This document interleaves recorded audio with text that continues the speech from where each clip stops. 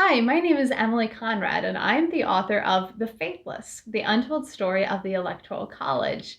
A lot of my readers have been reaching out to me with really interesting questions about the Electoral College, and luckily, I know the answers to most of their questions, but there have been a couple that have completely stumped me.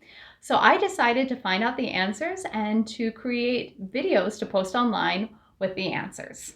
One of my readers was really interested in the concept of a contingency election, which I discuss in a chapter in my book called The Corrupt Bargain. The last time we had a contingency election in American presidential history was in 1824. And this was whenever no presidential candidate received the majority of Electoral College votes to win. In that case, the presidency was decided by Congress. My reader wanted to basically bring the same concept into 2020. He asked me, what would happen in 2020 if there was a contingency election?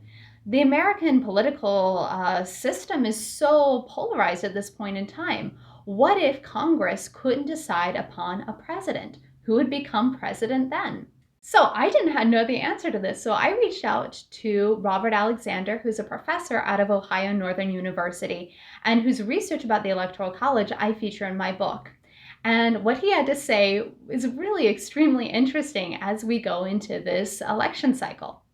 First of all, he stressed that the vice president is chosen by the Senate, while the president in a contingency election is chosen by the House of Representatives. But this isn't a normal vote in the House of Representatives. In fact, this is a quorum, and what that means is that each state gets one single vote. So if you have a state that has some Democrats, some Republicans, well, they're going to have to just put forth one person for president in the contingency election.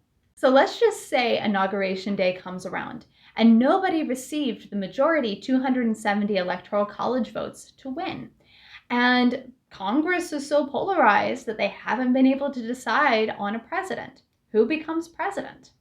Well, the sitting vice president becomes the president in that case until the House of Representatives gets their act together and they can finally decide upon a president.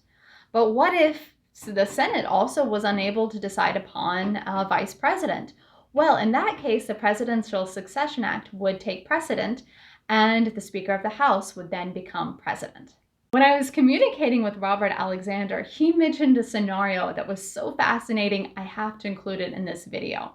Basically, he said that in a contingency election, there could be a nightmarish scenario in which we would see Trump win the contingency election in the House. Even though there are more Democrats in the House of Representatives, you see more states voting Republican, so Trump could easily win the House, whereas if Democrats take the Senate, Kamala Harris would win the Senate. So we might have a nightmarish scenario in 2020, in case you're not worried enough, where we have a Trump presidency and a Harris vice presidency. Of course, this is all speculation and extremely unlikely, but it is possible. Do you have a question about the Electoral College? If so, please message me and I will work my hardest to find out the answer to that question. And if you're interested in learning more about the Electoral College, and in particular, what happened in 2016, where we saw the most faithless electors that we had in modern presidential history, please pick up my book. It's called The Faithless, The Untold Story of the Electoral College. And you can get that on Amazon, Barnes & Noble, or through your local independent bookseller on Bookshop.